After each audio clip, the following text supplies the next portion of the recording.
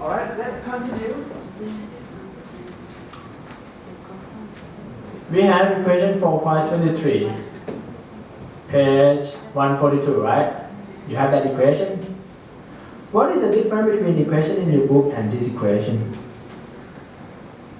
What's the difference?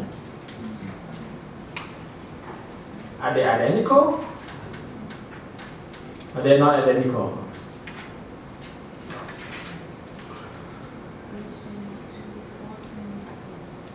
Yeah.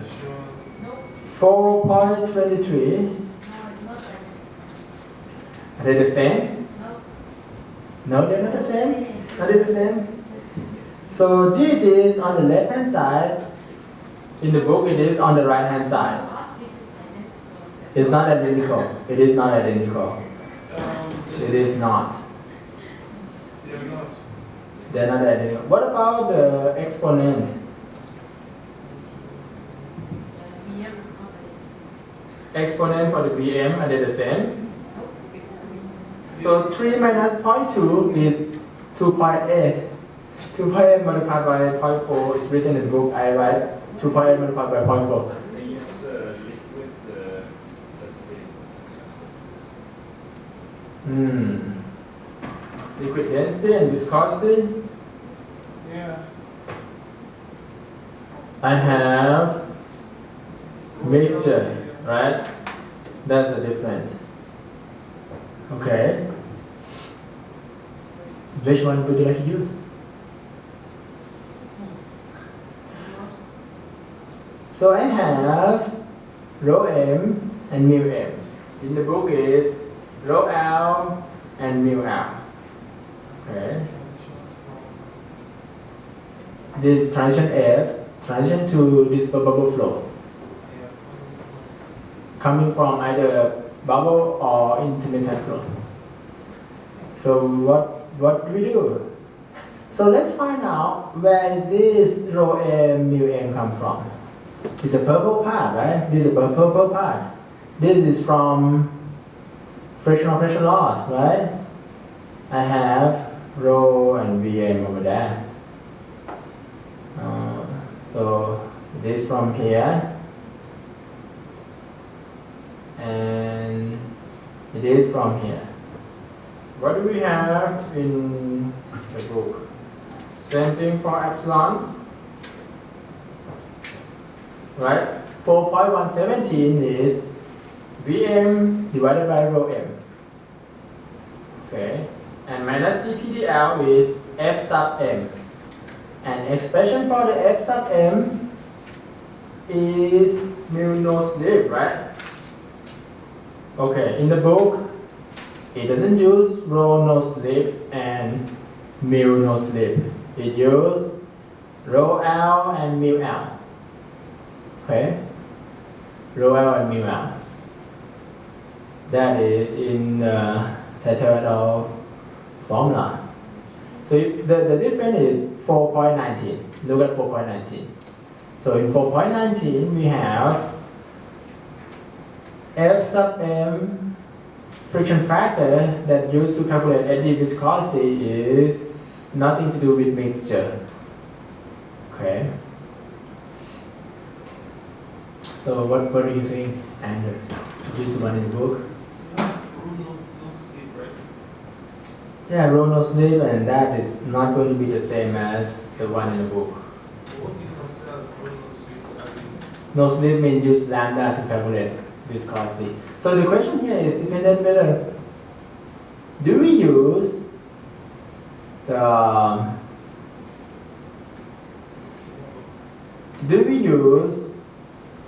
this eddy viscosity? Is that going to do anything with gas phase? When we add gas, does it change eddy viscosity? So this is energy dissipation per unit mass. Or is that going to do anything with the maximum stable diameter? Maximum stable diameter, do we use energy dissipation per unit mass based solely on the liquid phase. So your book is edition what? 2007? 2006? 5? Look newer than mine. So I tried both and it doesn't do much change.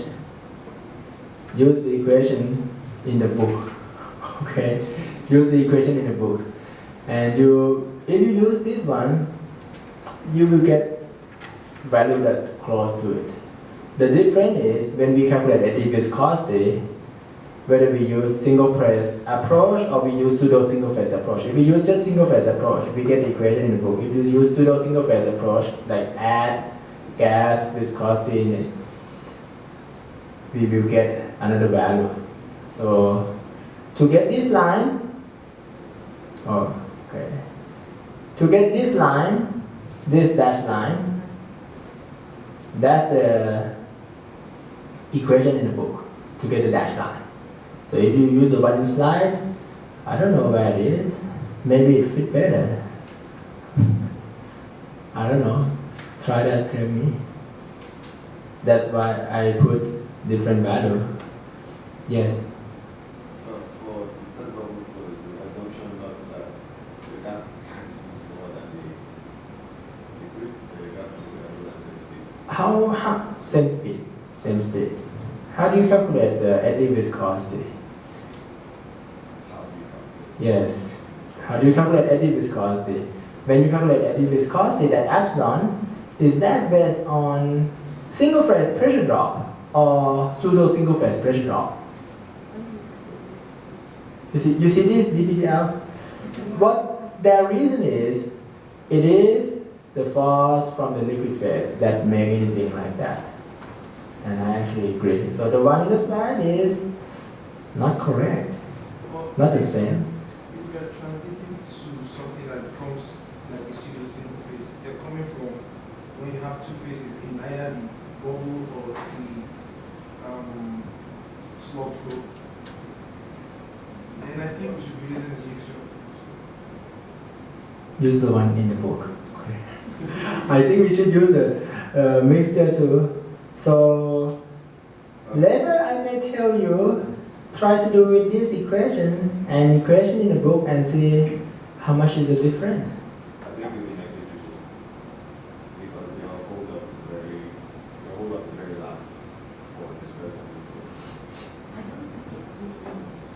flow. I don't know. I haven't done it to know it. Do you want to know? You may not. I want to know. I mean, since you did the eclipse, you have done it and you checked it, how much difference I put it on the slide and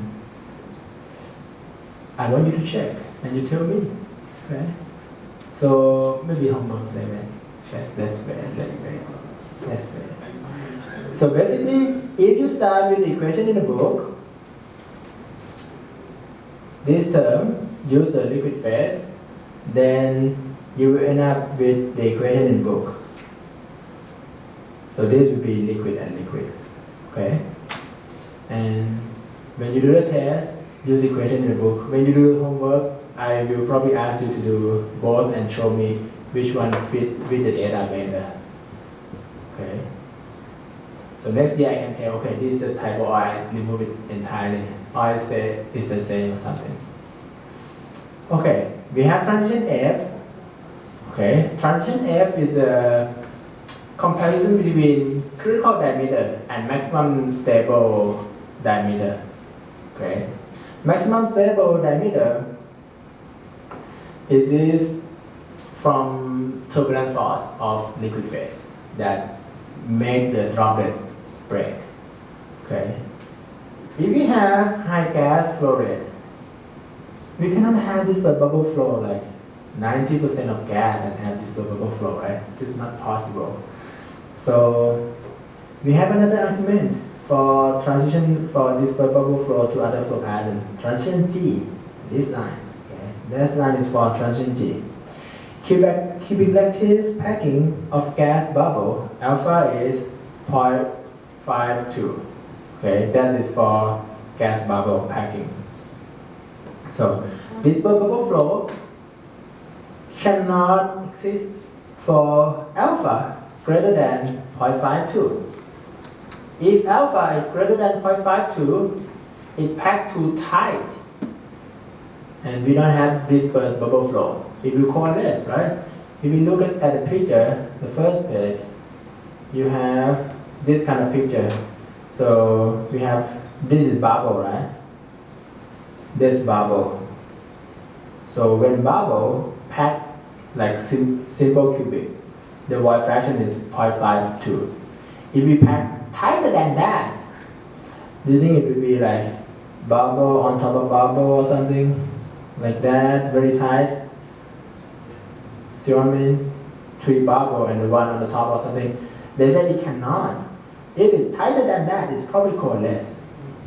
So another criteria for transition G is about packing density. Okay. Taitel et al. Use this criteria. Alpha max is 0.52. Okay, this criterion is independent from turbulence and surface tension forces. It's not about turbulence or surface tension or anything. The void fraction in dispersed bubble flow is no slip void fraction. Okay, no slip void fraction. So for alpha greater than alpha max, Taylor bubble form, and we have slug flow. And transient F n over there. So this line is the line for alpha equal to 0.52. Okay, that is transient G. So when we use lambda instead of h to calculate the HOA for this bubble, we have this, right? Void fraction VSG divided by VM greater than 0.52, then we are on this side of the curve. Okay. So criterion for transient G is this, just this. If the gas is too much, we cannot have this bubble flow. Okay. Good. So now let's talk about this line, churn flow, transient to churn flow. Okay. For churn flow, first we should characterize the vertical slug flow is characterized as the orderly alternate flow of Taylor bubbles and liquid slug. Okay, we have slug and Taylor bubble. Increase in gas flow rate cause liquid slug to be shorter. So when we have more gas, liquid slug becomes shorter and shorter. Tolani, do you agree? More gas, liquid slug becomes shorter. Okay. Taylor bubble become longer. So Taylor bubble become longer.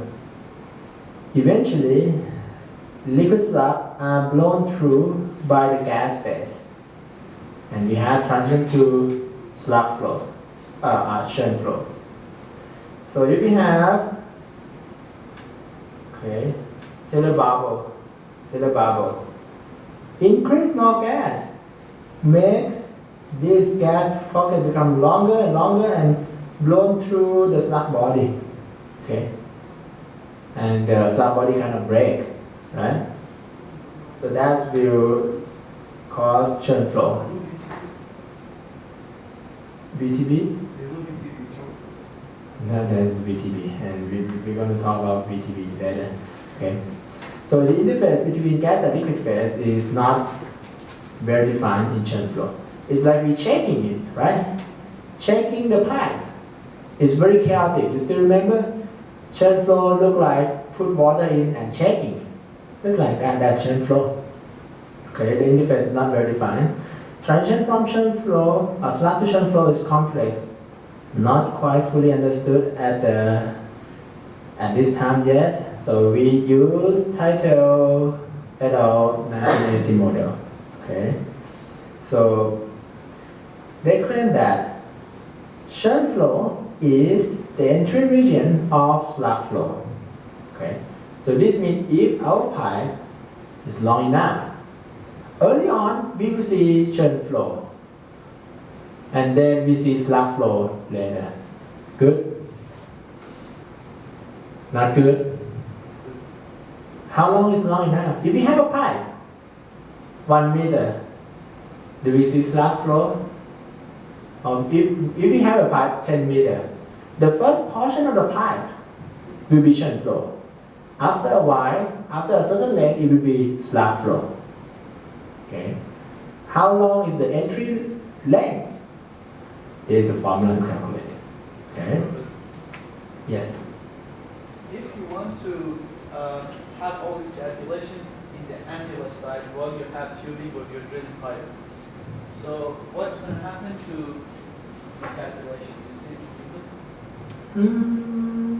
We have the paper talk about that transition in the flow pattern in the atlas too. I didn't show any of that here. What's going to happen? I think you will have to do some more math. Oh, no, not some more math. Just read the paper that talk about it and you will get the transition criteria.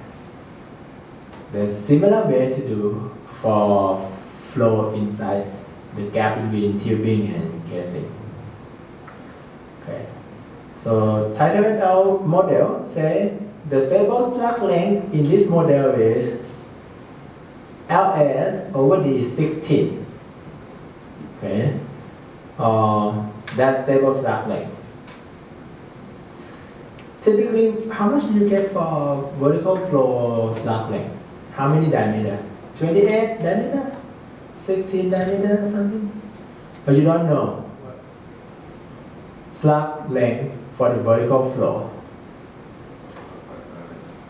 Which page number talk about that? It should be in chapter 4, should it?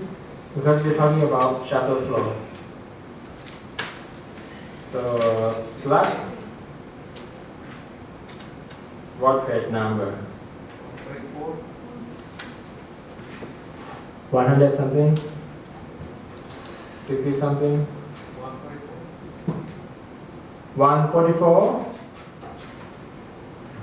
144. Where's the equation for slug length?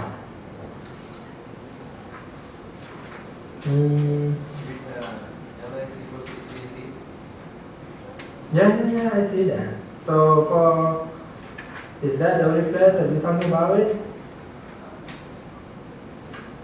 We haven't talked about it yet, right? So you don't have the formula for the vertical flow. Okay. It says it is further assumed that entry region exists up to the point where a small length of L equals to 80. Yeah. So they said, okay, for vertical flow, stable slug length is 16 diameter. Okay. Some slug body length is required for the jet to be decayed, and the velocity profile in the slug body become actual slug velocity. Okay, where's the jet? This one is a jet. That's part of they're talking about. Centerline velocity of a short slug is higher than usual to have mass balance. Okay, where's short slug? So unstable short slug, LS less than 16 diameter. Okay, you see this part? They said the centerline velocity is higher than usual. So at that point, centerline velocity is that much. For short slug, centerline velocity is high. For longer slug, stable slug, centerline velocity is just that much. Okay? So that's the difference. Short slug, the centerline velocity is faster than the longer one. Okay, that's that model. So Taylor bubble 2, the one in bottom, move faster than Taylor bubble 1, the one at the top. Because they said the centerline velocity is faster, so bubble 2 move faster than bubble 1, right? That's that model. What actually happening that you see is shaking a bottle of water. The model to have transition is based on fast-moving Taylor bubble blown through the slug liquid region, and coalesce with the top one until it's stable. Okay, so they said to have a stable one, LS have to be 16 diameter. Okay. Okay, let's take a look at this a little bit. You see VTB2 is greater than VTB1. Okay. Translational velocity of the bottom one is greater than the top one. Okay. Center line velocity of the bottom one is also higher than the top one. Okay. VTB center line velocity of the top one is 1.2 vm. Right? In your homework, you get about 1.36 or something, right? In the homework, they said 1.2. You still remember where 1.2 come from? Yeah. Yes. Okay. Center line velocity is 1.2 of the mixture velocity for the turbulent flow, and about 2 for laminar flow. So this center line velocity is just 1.2 vm. The bubble velocity VTB is 1.2 vm plus 0.35 square root GD. Okay.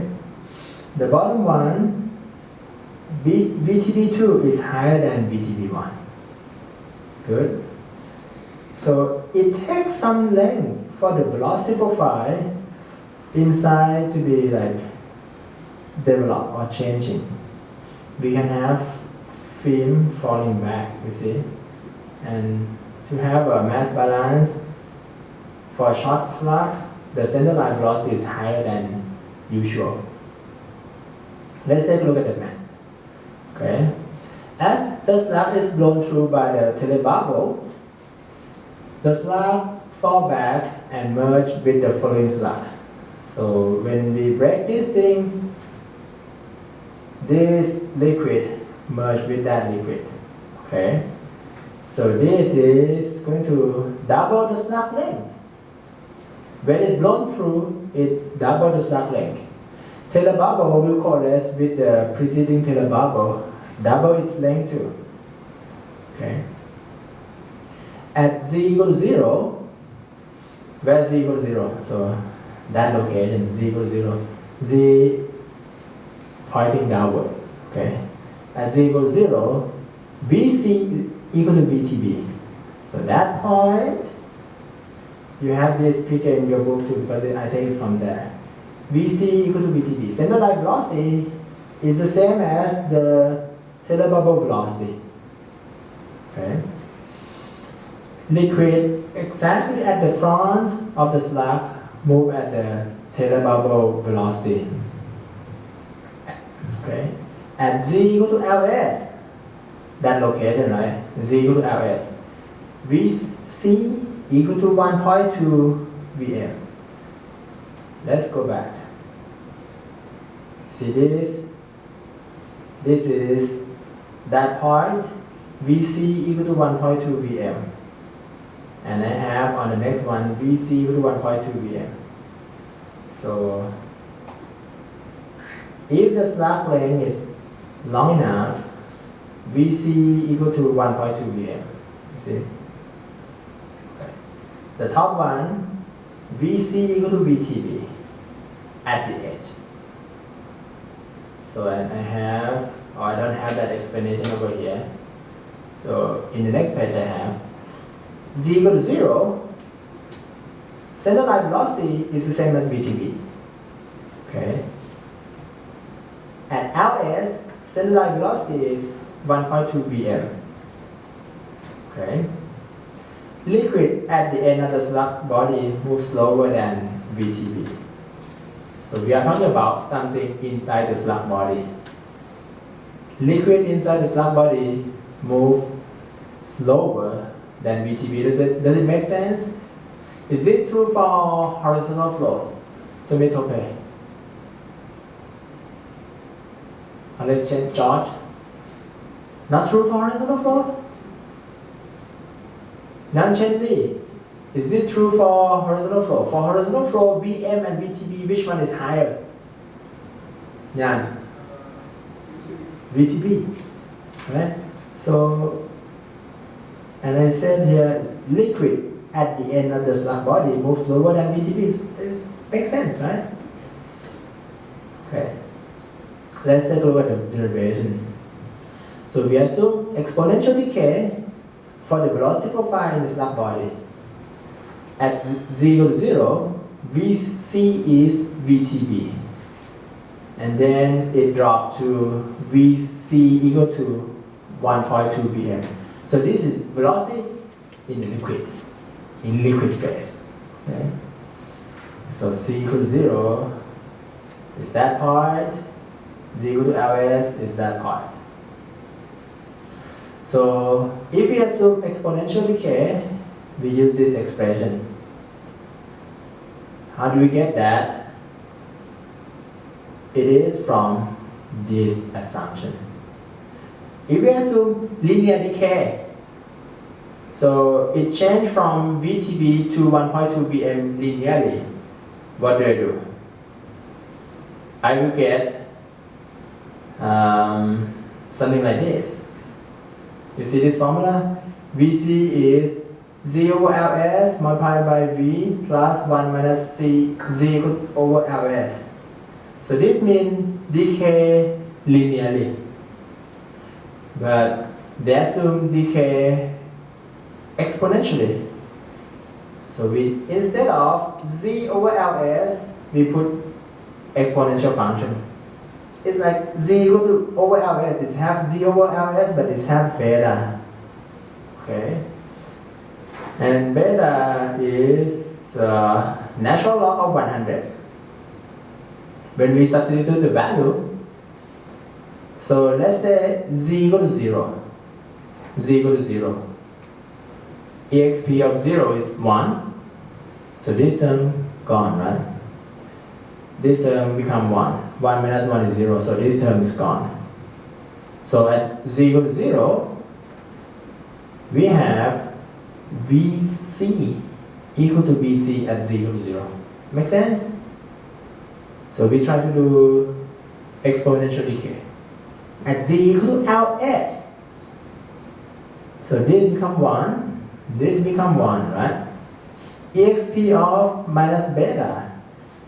Beta is log 100. Okay, so I get this and become 0.01, 0.01, and this term become 0.99. Good, I just substituted the value. So this is our assumption. Okay, this is the assumption that we have exponential decay. Good? Not good. Read a book. Okay. So we substitute the value. We know that at Z equal to 0, Vc is VTB. Is it? Yes. Vc is VTB over here. And Vc is 1.2 Vm. We substitute the value. Put it in. That, right? VTB is 1.2 Vm plus 0.35 GD. I just expand this term. This become that. This stay the same. Okay? And now I group the blue part together. I get this term. Do some math. The green part become that term.